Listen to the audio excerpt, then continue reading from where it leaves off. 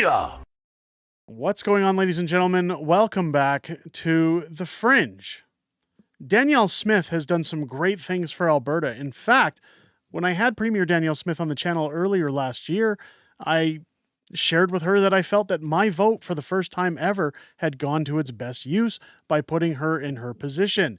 And I've also said that I will probably continue to vote for Danielle Smith. But much like my admiration for certain representatives within our government, I've also said that even when I back them, even when I believe in their policies, should they step out of line or do something that's questionable, I am willing to hold their feet to the fire.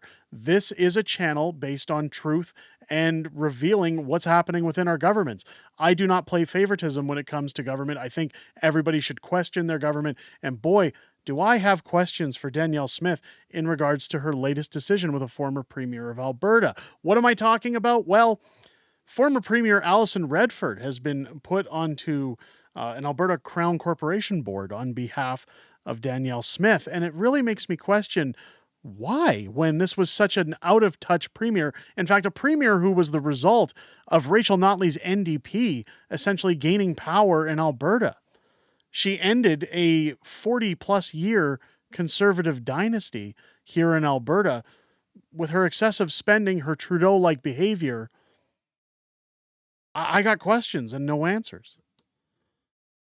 Showing this article here from the Edmonton Journal. I know a lot of people wanted me to cover this. I think it's time we talk about it. Alberta's 14th premier, ex-Conservative MP, and former executive director at the UCP caucus were among the government appointments announced via Orders in Council late Thursday. Former Premier Allison Redford was named to the board of directors of Invest Alberta Corporation, a provincial crown corporation that promotes the provinces as an investment destination. What? Redford's term in the role is set to expire January 30th, 2027, and comes with a $10,000 annual retainer and $300 compensation for each meeting attended, as well as provisions for travel and meal expenses. That's the big one. If you guys remember, Allison Redford jet setting around Canada, racking up expenses as well as abroad, out of the country. Redford, who's 59, won the Progressive Conservative leadership race in 2011 to succeed the outgoing Ed Stelmach as premier and served in the role until 2014 after defeating Danielle Smith and her Wild Rose Party in the 2012 election. Again, they exposed a representative of Danielle Smith to essentially say that there was racism within the party. Danielle lost by a very thin margin when it came to Allison Redford, and Redford completely obliterated Alberta. Redford resigned as premier in March of 2014 following scandals involving the improper use of government aircraft, travel, and staff expenses. The plans to construct the so-called Sky Palace atop of a structure now named the QE2 building. Again, we've seen this eyesore on top of Parliament, or not Parliament, I guess legislature, sorry. I always get the two confused. Same thing, same pile, different tomato. But her spending was a key factor there. So why would you offer her $300 for every meeting, as well as provisions for travel and meal expenses? In a statement, the Office of Premier Smith hailed Redford's experience as well as her prior academic and government advisory work. With her dedicated service to this province, extensive background in law, and proven success in strategic advisory roles, Miss Redford's perspectives and expertise will be a valuable addition to the board and to the agency's outgoing work to attract job-creating investments from around the world. I'm wondering if maybe there was a little bit of dirt in somebody's closet, because this decision makes no sense. Former Yellowhead MP Rob Merrifield, who was also among the appointments announced Thursday, he was named a public member of council to the College of Physicians and Surgeons of Alberta, the organization that regulates physicians and is responsible for overseeing the practice of medicine in the province, which has essentially deteriorated and fallen apart as well. It says here, Merrifield, at 70 years old, has served as a Conservative MP between 2000 and 2014, when he was left the job after being appointed by then Alberta Premier Jim Prentice as Alberta's envoy to the United States. He was the party's health critic in 2004 when he faced backlash for suggesting women should seek third-party counseling before taking medical procedures with children. The comments forced party leader Stephen Harper to clarify he had no plans to change the country's laws around those procedures. The Office for Health Minister Adriana Lagrange issued a statement to Post Media defending the appointment, citing Merrifield's past public service and health governance work, including nearly 2 decades of 2 hospital boards. The CPSA and entire healthcare system will benefit from having his experience on the board. Again, another questionable person appointed by this government.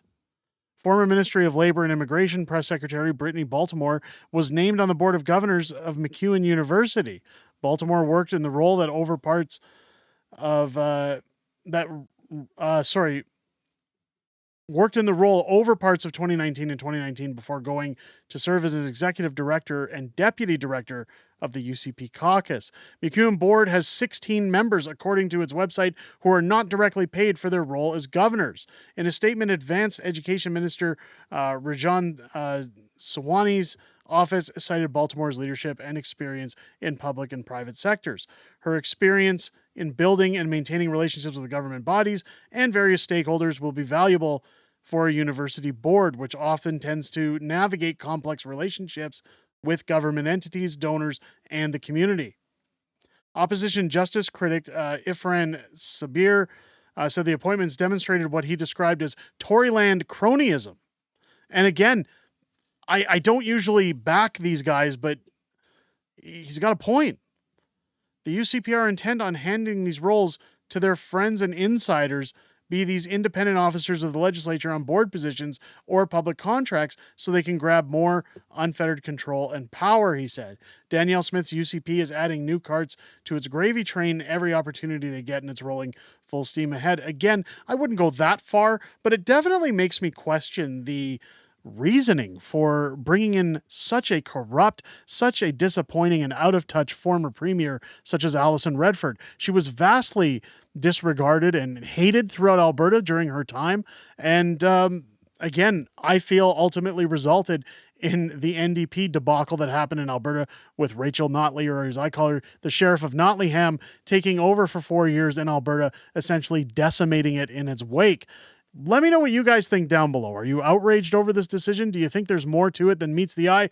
Let me know your thoughts down below. If it's your first time here, I hope this video's earned your subscription. Make sure to click that subscribe bar and hit your bell for notifications. Join us live here on the channel each and every Friday for our live stream show, Friday Night Fringe, starting at 6 p.m. Pacific, 8 p.m. Central, where we go over everything that's happened this week in politics, although we're heading into summer and that slows down a little. But we talk about everything that we've discussed, everything we know that's coming up ahead, as well as some back and forth within our community. I enjoy seeing you guys in every one of those streams and hearing what you have to say outside of making these videos, and I look forward to hearing from each and every one of you this upcoming Friday. I hope you guys enjoyed this video and have a great rest of your day. I'll catch you on the next one.